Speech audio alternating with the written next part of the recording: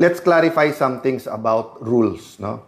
Sa rules muna mismo ng Senate, nakalagay doon, simple majority can amend. Again, emphasize ko kasi binabaliktad ng ating kaibigan ni Senator Lacson. Sabi niya, okay lang pag-usapan yung rules, wag lang i-railroad. Wala pong railroading. Ang sinasabi po kasi niya, nasa committee yung rules. Ang plenary po, or yung plenaryo, ay mas powerful sa committees. Ang mga committees, parang bowl po yan. Pwede mo ilagay dyan, tapos iproprocess sa bowl, or pwede mong tanggalin, ilipat sa bowl, or dalin sa plenary.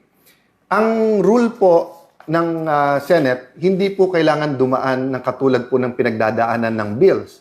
Kasi ang bills po nasa Constitution may first, second, third reading. So we were not violating any rule, and in fact, May 11 pa nag-start yan.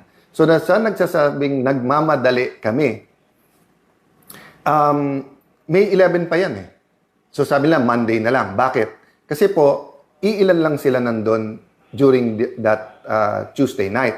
But the point is, we were ready to defend and talk about the proposal. Ang dami na po lumabas na hindi totoo. For example, for any reason, pwede mag-online. Hindi po. Ang nakalagay po dun sa proposal, justifiable reason.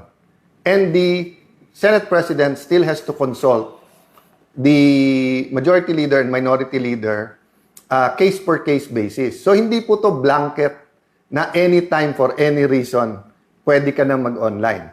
O sabi pangalawa, pandemic lang kasi to bringing up. Hindi po. Panahon pa ni Senator Trillanes kay Senator De Lima, bringing up na po to. Yung ibang nagkri-criticize po ngayon, tignan nyo po yung mismong sinulat nila at reasons nila.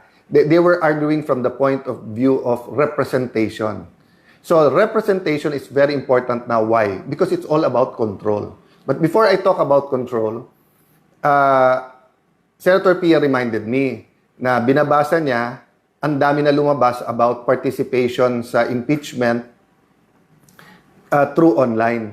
Wala pong katotohanan na yung amendment ng rule na to ay nakaugnay sa amendment sa rule sa impeachment. Bakit po? Unang-una, inadapt na po namin yung rule sa impeachment. Pag binago namin yun, ipapublish pa, tatagal pa po yun. So, ngayon po, ang pinag-uusapan ay rule sa Senado. Wala pong katotohanan yung mga nagpo-post na nagsasabing ito po ay may kinalaman sa impeachment. Why is control important? Because the control, the chairman, schedules the hearing. So meaning, kung mababalik sa kanila, iske-schedule ba nila yung flood control hearing? Kung iske-schedule nila, kontrolado din po ng majority at ng chairman sino ang iimbitahin.